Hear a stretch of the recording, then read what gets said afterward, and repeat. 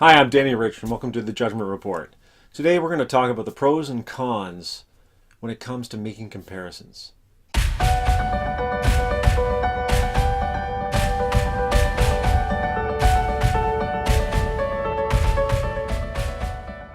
As human beings, we always compare ourselves to what's around us.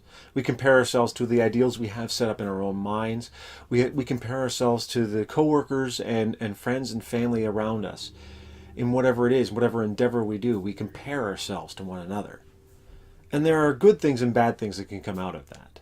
Some of the pros, some of the good things that come out of making comparisons is that, like within the Christian church, testimonies can inspire us.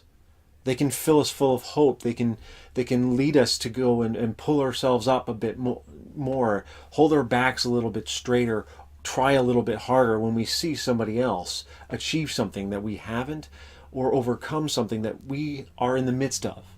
It's humbling and it's practical and inspiring to compare ourselves to one another and see where we may not measure up and the ways in which we can overcome and become better. It can be a wonderful thing. But at the same time, there are negatives to making comparisons.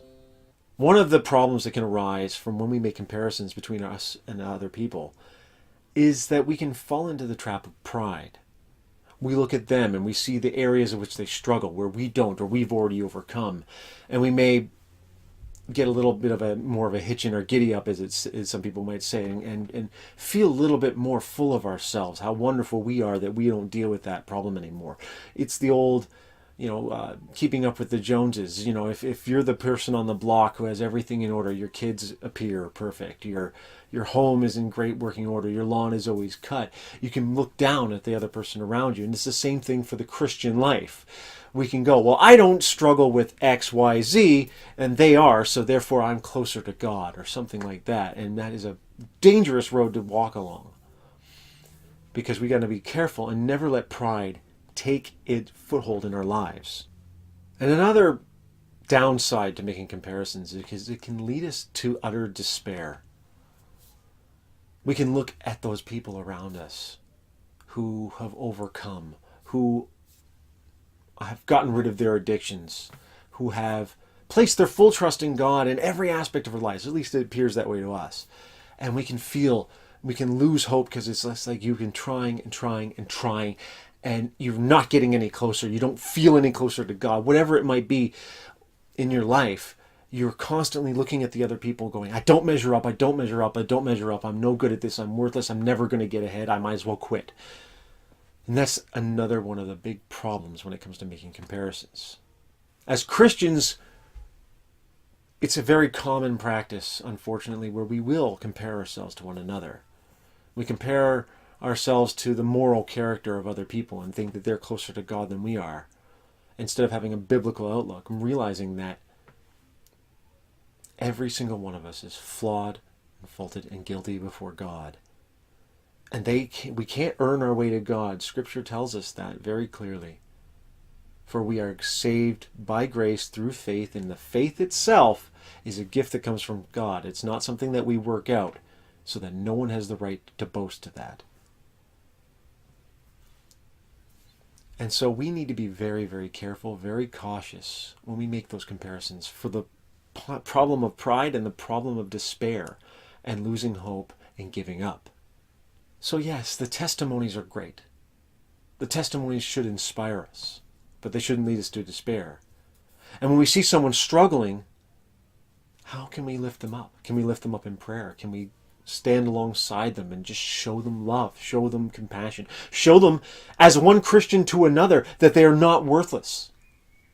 And there's one more thing that's eminently practical about comparisons that we need to think about and be very cautious of, and about the practical aspects of our daily lives. Not just the walk that we have as Christians, but also everything that we do in our life. I'm a martial artist. I recently received my black belt through my testing, through the discipline that I have trained in.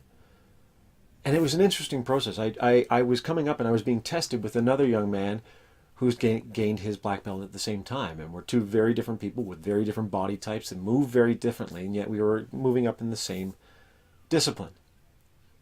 But I wasn't competing against him. I can't compare myself to him. because I'm not him. And if I fall into the trap that I'm just trying to better him, I'm just trying to best him, I'm just trying to beat him, I'm trying to be better than him, then I can fall short of what I need to be as a martial artist. And the same thing can be in every other aspect of our life. If you're just practicing your musical instrument in order to beat somebody else or to be just as good as somebody else, you're missing the point of what it means to take self-discipline on yourself. Because the comparisons can be useful and the testimonies can be uplifting. But ultimately, as a fighter, I don't get into the ring to beat my opponent. I get into the ring to beat myself, to be better than I was yesterday, and to learn from what's happening right now. There's a danger that comes when we look at the other person with the eyes of comparison, and we see it as I'm either one-upping them or I'm not meeting the same level as them. And the danger is we lose sight of the fact that it really should be about here is that every single day, rather than be working too hard to compare ourselves to one another, is that you should be comparing yourself to yourself yesterday and say, today, am I better? Am I following God a little bit closer? Am I better at this skill than I was yesterday? Have I practiced a little bit more? Have I looked into it a little bit deeper? Have I examined the things I take for granted in what I do? So don't fall into the trap of comparing yourself to one another in falling into pride or despair. Recognize that nobody comes to God through their own betterment. But at the same time, when you do go out into the real world, whatever it is that you do, whatever it is that you love to do, don't do it because you're trying to be better than the next guy. Do it because you're trying to be better than you were the day before.